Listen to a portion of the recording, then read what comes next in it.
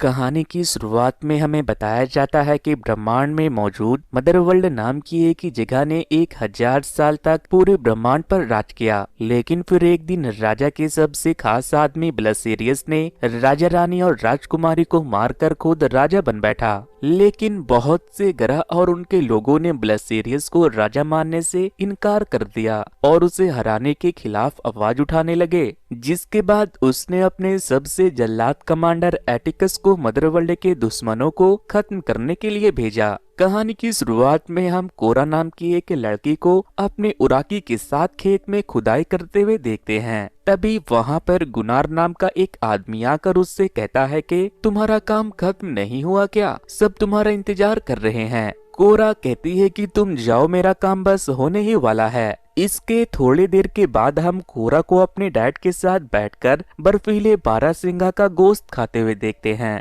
तभी कोरा के गांव के सरदार सिंदरी सभी लोगों को जश्न मनाने को कहते हैं, क्योंकि इस बार उनके गांव में फसल बहुत अच्छा हुआ था। जश्न खत्म होने के बाद कोरा जब अपने घर जाती है तो उसके पिता उससे कहते हैं कि तुम हमारे गांव के किसी आदमी के साथ घर क्यों नहीं बसा लेती। कोरा कहती है कि जब से मैं यहाँ आई हूँ ये 2 साल मेरी जिंदगी के सबसे अच्छे साल थे, लेकिन मैं जंग की संतान हूँ, इसीलिए प्यार पाना, घर बसाना, मैं इन सब चीजों के लायक नहीं हूँ। अब हमें अगले दिन का सीन दिखाया जाता है, जहाँ कोरा गाँव के कुछ लोगों के साथ मिलकर जमीन में फसल के बीज बो रही थी। तभी उन्हें आसमान से एक बहुत बड़ा वारशिप आते हुए दिखाई देता है। उसे देखते ही कोरा वहां से दौड़ते हुए भागती है और फिर बेल बजाकर गांव वालों को इन्फॉर्म करती है, जिसके बाद कबीले के सरदार सिंदरी फौरन एक मीटिंग बैठाते हैं, जहां गुनार सिंदरी से कहता है कि वो जरूर यहाँ पर हमसे हमारी फसल लेने के लिए आ रहे होंगे और हमें उनसे हाथ मिलाकर अपनी फसल उन्हें बेचने का इससे अच्छा मौका दोबारा नहीं मिलेगा। इस बार तो हमारी फसल भी ठीक ठाक हुई है। लेकिन कोरा कहती है कि वो यहाँ दोस्ती करने नहीं बल्कि हमें गुलाम बनाने और हमारे जमीन पर कब्जा करने के लिए आ रहे हैं, इसीलिए वो जो भी मांगे उन्हें चुपचाप दे देना और गलती से भी उनके साथ कोई सौदा करने की कोशिश भी मत करना। तभी सिंदरी भी गुनार को फटकार लगाते हुए कहता है कि कोरा सही कह रही है, तुम अपना मुंह बंद ही रखना। मुझे पता है कि तुमने पिछले साल अपनी अनाज बागियों को ऊंचे दाम पर बेचा था। तभी एक बच्चा वहां पर आकर बताता है कि वो आ गए। वार शिप से 3 छोटे छोटे शिप नीचे जमीन पर लैंड करती है, जिसके अंदर से इंसानों की तरह दिखने वाले कुछ लोग बाहर आते हैं। सिंदरी उन लोगों से खुद को इंट्रोड्यूस करवाता है और फिर उनका वहां पर वेलकम करता है, जिसके बाद एडमिरल उसे गले लगाता है और फिर खुद को इंट्रोड्यूस करवाता है। वो बताता है कि हम है एडमिरल एटिकस नोबेल, बादशाह ब्लसेरियस का सबसे वफादार आदमी। फिर सिंदरी उसे अपने साथ अपने गांव के गेस्ट हाउस में लेकर जाता है। तभी एडमिरल एटिकस सिंदरी से कहता है कि हमें मदरलैंड के दुश्मन डेवरा ब्लडेक्स और उसकी बहन डेरियन की तलाश है, लेकिन उन्हें ढूंढने के चक्कर में हमारा अनाज खत्म होते जा रहा है, इसीलिए आप हमें अनाज दे दीजिए। इसके बदले हम आपको बाजार से 3 गुना कीमत देंगे। मगर सिंदरी उससे कहता है कि इस बार हमारी फसल बहुत खराब हुई है। फिर वो उसे गेस्ट हाउस में चलकर जाम पीते पीते बात करने को कहता है। गेस्ट हाउस के अंदर जाकर एटिकस गांव वालों से पूछता है कि आप में से फसल की देखरेख का काम कौन करता है। तभी गुनार उनके सामने आता है। वो उससे पूछता है कि क्या सच में तुम्हारे पास हमें देने के लिए अनाज नहीं है? मैंने तो तुम्हारे हरे भरे खेत खुद देखे हैं। जिस पर गुनार कहता है कि देखिए सर, आप हमारे सरदार को गलत मत समझिए, वैसे तो इस बार फसल अच्छी हुई है, लेकिन हमारे सरदार ऐसा इसलिए कर रहे हैं ताकि अकाल पड़ने पर वो गांव वालों का पेट अनाज भंडार से भर सके। ये सुनते ही एटिकस सिंदरी को अपनी छड़ी से मारकर उसकी जान ले लेता है। सिंदरी की बीवी उसे रोकने की कोशिश करती है तो वो उसे भी मार देता है। इसके बाद एटिकस गुनार से कहता है कि 10 हफ्ते के बाद हम वापस आएंगे और तुम हमारे लिए 10,000 बोरी अनाज तैयार रखोगे। इसके बाद एटिकस अपनी मिनी स्पेसशिप से अपने वारशिप में चला जाता है, लेकिन वो अपने पीछे कुछ लोगों को छोड़ गया था जिसका काम गांव वालों पर नजर रखने का था। इनके पास बहुत सारे सामान होते हैं। तभी एक सिपाही एक बॉक्स को खोलता है तो उसके अंदर से एक रोबोट बाहर आता है। इस रोबोट का नाम जेसी था, जो कि कभी कत्ले हुए बादशाह का रक्षक हुआ करता था। लेकिन बादशाह के कत्ले के बाद जेसी ने अपने हथियार डाल दिए। एरिस नाम का एक सोल्जर जेसी से सामान उठाकर एक घर में लेकर जाने को कहता है। तभी मार्कस नाम का एक सोल्जर जेसी के ऊपर बंदूक से हमला करता है और उसे अपना काम सही से करने को कहता है। मार्कस जेसी के ऊपर दोबारा से गोली चलाने वाला था, लेकिन एरिस उसे ऐसा करने से रोकता है, जिससे कि मार्कस को बहुत गुस्सा आने लगता है। इसीलिए वो एरिस के ऊपर ही बंदूक तान देता है। लेकिन तभी उन सब के बॉस वहाँ आ जाते हैं और मार्कस को ये सब बंद करके सारा सामान एक घर में पहुँचाने के लिए बोलते हैं। इधर सिंदरी के मौत के बाद सारे लोग गुनार को इन सब का कसूरवार ठहरा रहे थे, क्योंकि उसी ने कहा था कि हमारे पास अनाज है, लेकिन सरदार उसे देना नहीं चाहते ताकि अकाल पड़ने पर वो गांव वालों के लिए इस्तेमाल कर सके।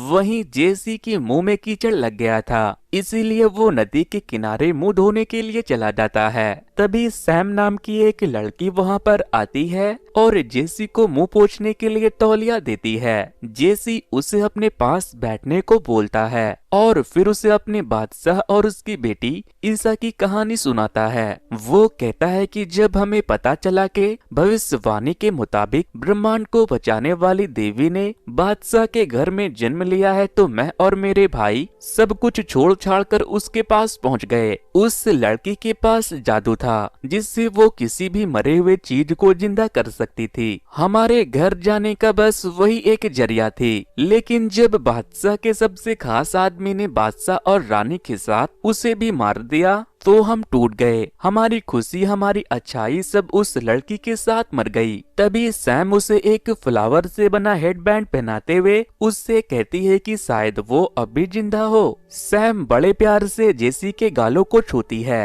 और फिर वहाँ से चली जाती है। इधर कोरा अपना सामान पैक कर रही थी, तभी उसके पिता वहाँ पर आते हैं।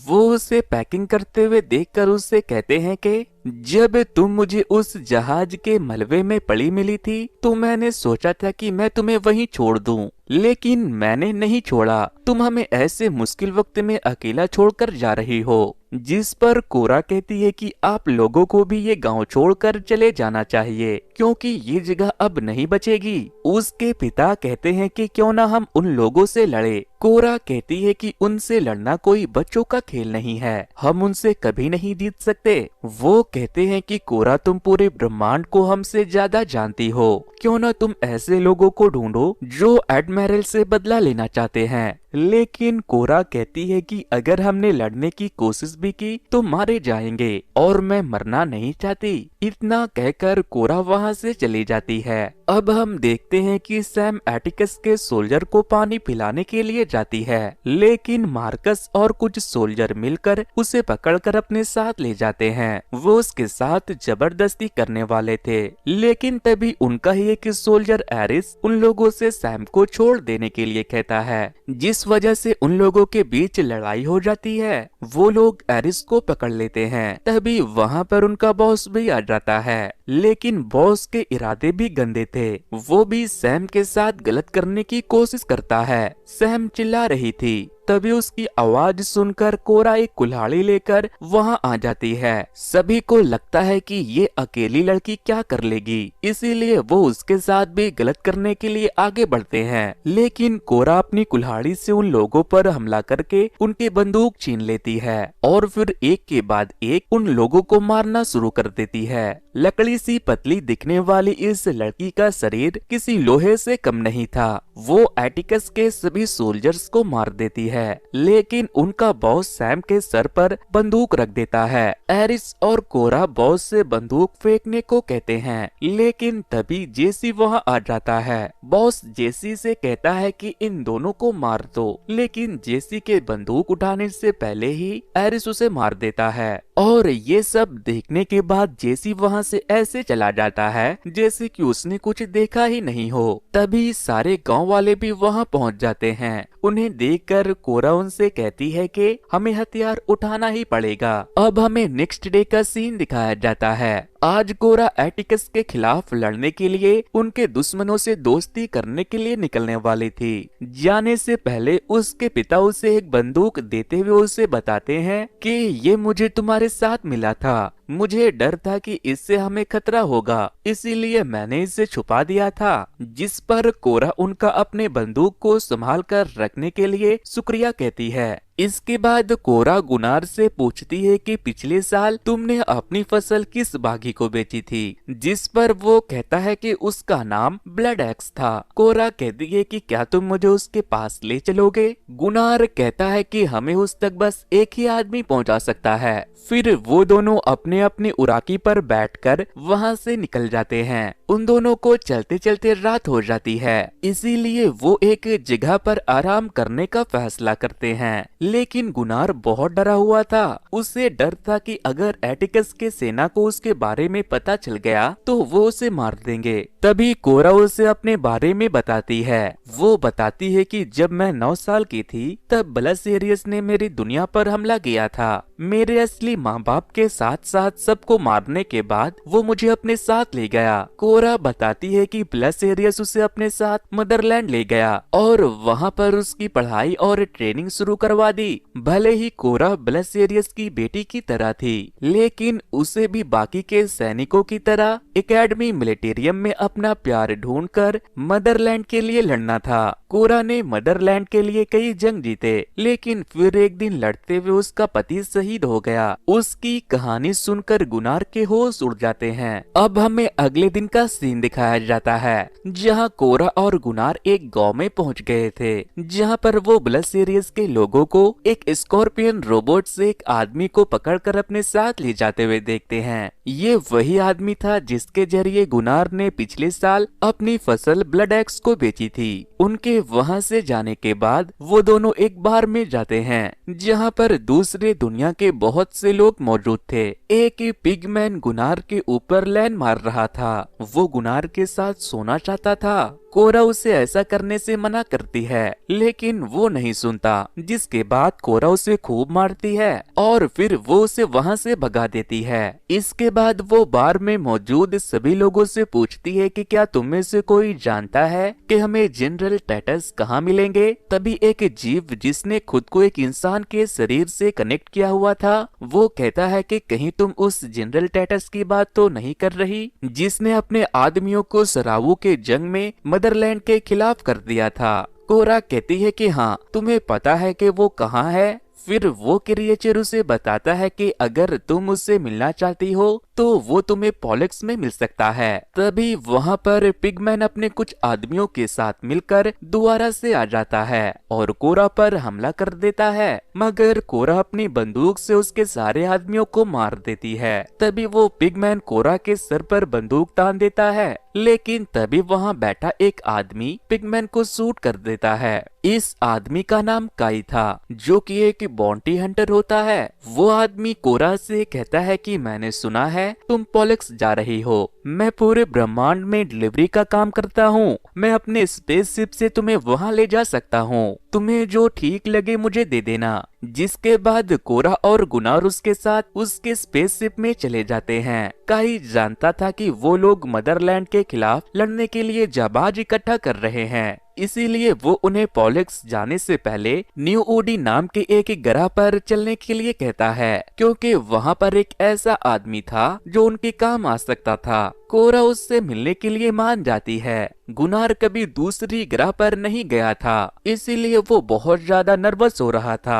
थोड़े समय के बाद काई अपने स्पेसशिप से उन लोगों को लेकर न्यू ओडी पहुंच जाता है, जहां पर वो एक हिकमैन से मिलते हैं। काई उससे पूछता है कि क्या वो इंसान अभी भी तुम्हारा गुलाम है, जिसके बाद वो उसे उससे मिलवाने के लिए ले जाता है। इसका नाम टैरिक होता है। गुनार उससे पूछता है कि क्या तुम मदरलैंड के लिए लड़ना पसंद करोगे। टैरिक कहता है कि मैं तुम्हारे साथ खुशी खुशी लड़ता, लेकिन मेरे सर पर बहुत सारा कर्ज है और उसे चुकाना मेरा फर्ज है। जिसके बाद कोरा हिकमैन से उसे आजाद करने को कहती है, तो वो उन्हें एक जानवर के पास लेकर जाता है और उनसे कहता है कि अगर इसने उस जानवर को काबू कर लिया तो मैं इसे आजाद कर दूंगा, नहीं तो इसके साथ साथ मैं तुम्हें भी अपना गुलाम बना लूंगा। जिसके बाद टैरिक उस जानवर के पास चला जाता है और उससे उसके भाषा में कहता है कि मैं तुम्हें कोई नुकसान नहीं पहुंचाऊंगा, तुम मुझे अपना दोस्त बना सकते हो। लेकिन इसके बाद वो उसके चोंच में रस्सी डालकर उड़ जाता है।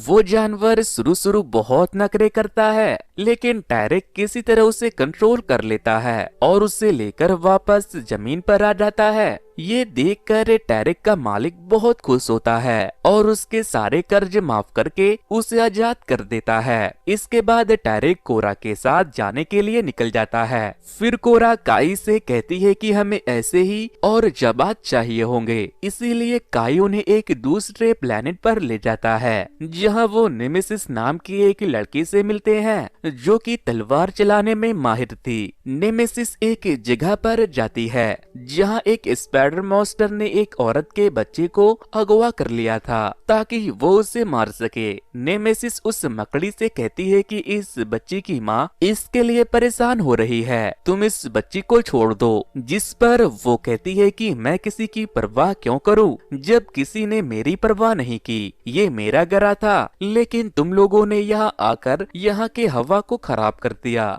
जिससे मेरे अंडे कमजोर होने लगे, मेरे बच्चे मरने लगे। नेमेसिस कहती है कि मैं तुम्हारा दर्द समझ सकती हूँ, लेकिन तुम मेरे रहते इसे चोट नहीं पहुँचा सकती। जिसके बाद उन दोनों के बीच लड़ाई शुरू हो जाती है। नेमेसिस एक बहुत ही बहादुर तलवारबाज थी। वो मकड़ी पर हमला करके बच्ची को छुड़ा लेती है, लेकिन मकड़ी की टांग बहुत सारे थे, इसीलिए नेमेसिस को उससे लड़ने में बहुत दिक्कत आ रही थी। मकड़ी नेमेसिस को पकड़कर उठा लेती है, लेकिन तभी नेमेसिस अपनी तलवार मकड़ी के कलेजे के आर पार कर देती है। मकड़ी के मौत से नेमेसिस को बहुत बुरा लगता है, क्योंकि वो उसे नहीं मारना चाहती थी। तभी काई उससे कहता है कि हमें तुम्हारी जरूरत है ताकि हम तुम्हारे जरिए ब्रह्मांड को मदरलैंड के आतंक से आजाद कर सके। मदरलैंड के वजह से ही नेमेसिस ने अपने बच्चे और ग्रह को खोया था, इसीलिए नेमेसिस कोरा का साथ देने के लिए मान जाती है। फिर उनकी शिप फाइनली पॉलक्स पर लैंड होती है, जहां पर वो जनरल टैटस के तलाश में आए थे।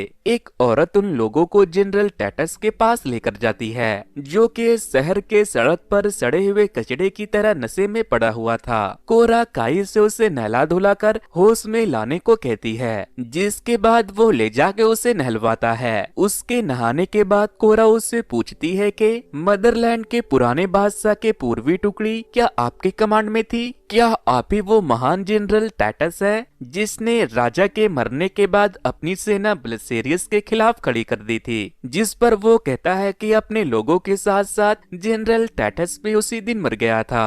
अब तुम लोग यहाँ से जाओ और मुझे चैन से मरने दो। कोरा कहती है कि तुम्हारे लोगों ने तुम्हारे लिए जान दे दी, लेकिन तुमने उनके बलिदान को व्यर्थ जाने दिया, जबकि तुम्हें तो उनके मुक्ति के लिए उनसे बदला लेना चाहिए। वक्त आ गया है कि हम एक होकर लड़े। कोरा की बातें सुनकर टैटस भी उसका साथ देने के लिए मान जाता है। इसके बाद जनरल टैटस उन्हें लेकर ब्लड एक्स की तलाश में लेविटिका नाम के एक प्लेनेट पर पहुंच जाता है।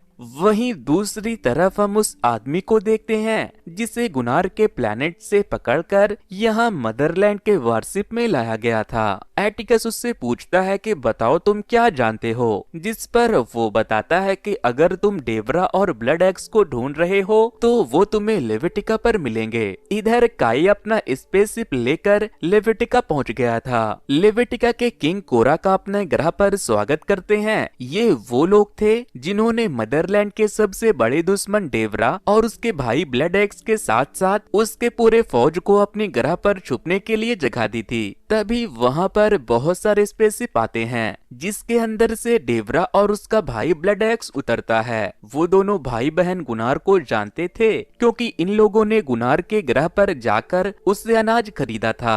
डेवरा गुनार से पूछती है कि तुम यहाँ क्यों आए हो, जिस पर कोरा कहती है कि हमारे गांव पर मदरलैंड का एक वारशिप मंडरा रहा है जो हमें खत्म करना चाहता है, इसीलिए हम तुम्हारे साथ मिलकर उनसे लड़ना चाहते हैं। लेकिन डेवरा कहती है कि हम भला तुम्हारी मदद क्यों करें, जिस पर कोरा उससे कहती है कि ये सब तुम्हारी वजह से हुआ है। न तुम हमारी ग्रह पर अनाज लेने आते न उनकी नजर हम पर पड़ती। कोरा की बातें सुनकर ब्लड एक्स उसका साथ देने के लिए तैयार हो जाता है, लेकिन तभी डेवरा ब्लड एक्स से कहती है कि भाई अभी हम पूरी तरह से तैयार नहीं हुए हैं, हम अभी उनका मुकाबला नहीं कर सकते।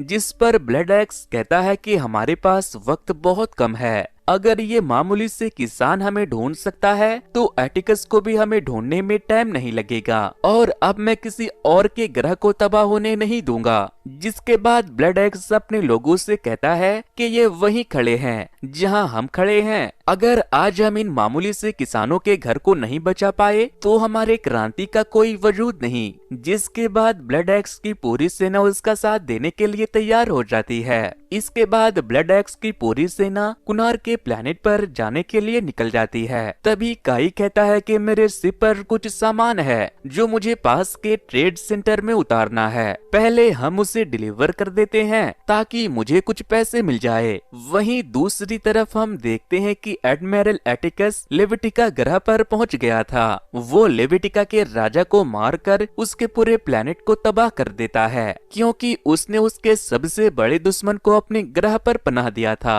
इधर काई अपना स्पेसशिप लेकर एक ट्रेड सेंटर पर कुछ माल डिलीवर करने के लिए पहुंच गया था। ब्लड एक्स भी अपने शिप में फ्यूल भरवाने के लिए उसी प्लेनेट पर रुक जाता है। ब्लड एक्स के कुछ लोग काई के शिप को जल्दी जल्दी अनलोड करने लगते हैं, लेकिन तभी वहां पर मदरलैंड के वारशिप से हमला होता है और जिस कार्गो को वो लोग काई के शिप से उतार रहे थे उसमें से रोबोटिक्स स्कॉर्पियो निकलकर कोरा, ब्लड एक्स, टाइटस, टेरिक और नेमेसिस को पकड़ लेते हैं। तभी हमें पता चलता है कि काई एक नंबर का कमीना इंसान है। वो एक बाउंटी हंटर था जो पैसों के लिए मदरलैंड के दुश्मनों को ढूंढकर उन तक पहुंचाता और पैसे कमाता। उसने एटिकस को भी ये खबर दे दी थी कि वो एक ट्रेड सेंटर पर रुकने वाला है। काई ने वैसे वैसे सभी लोगों को एक साथ करके पकड़ लिया था जिसके ऊपर सबसे बड़े बड़े इनाम थे। तभी वहाँ पर एटिकस आता है। वो एक के बाद एक सभी से मिलता है और फिर कोरा के पास जाकर उससे कहता है कि उस दिन मुझे लगा ही था कि शायद मैं तुम्हें जानता हूँ, लेकिन तुम मेरे इतनी करीबी निकलोगी मैंने तो कभी सोचा भी नहीं था।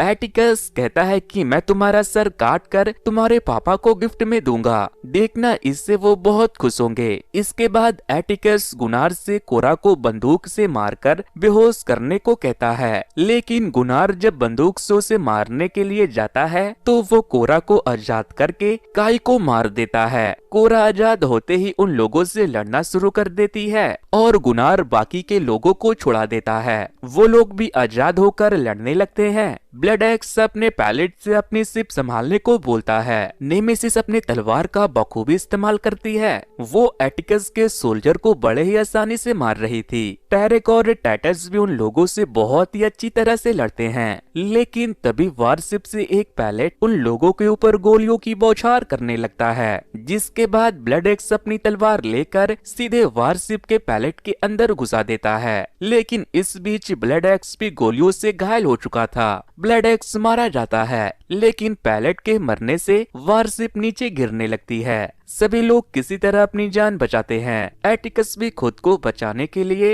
एक टावर पर चढ़ जाता है, लेकिन तभी कोरा उस टावर पर आ जाती है। उन दोनों के बीच खूब लड़ाई होती है लेकिन कोरा एटिकस के लाठी से उसे ही मारकर उस टावर से नीचे गिरा देती है और फाइनली एटिकस मर जाता है। लेकिन ब्लड एक्स भी मर गया था, जिससे कि उसके लोग बहुत दुखी होते हैं। फिर नेमेसिस कहती है कि अब हम क्या करेंगे, जिस पर टाइटस कहता है कि मैंने तो कभी सोचा भी नहीं था कि हम मुट्ठी भर लोग मिलकर ब्लसेरियस को इतना बड़ा झटका दे पाएंगे। इसके बाद बाकी बचे सभी लोग वहाँ से गुनार के प्लेनेट पर चले जाते हैं। कोरा अपने गांव पहुंचकर बहुत खुश होती है, लेकिन ये सब अभी खत्म नहीं हुआ था। दूसरी तरफ हम देखते हैं कि कुछ लोग एटिकस को अपने साथ ले जाते हैं और उसके शरीर में बहुत सारे पैप लगाकर एक खास तरह के लिक्विड में डाल देते हैं, जिससे कि वो ब्लसेरियस के पास पहुंच जाता है।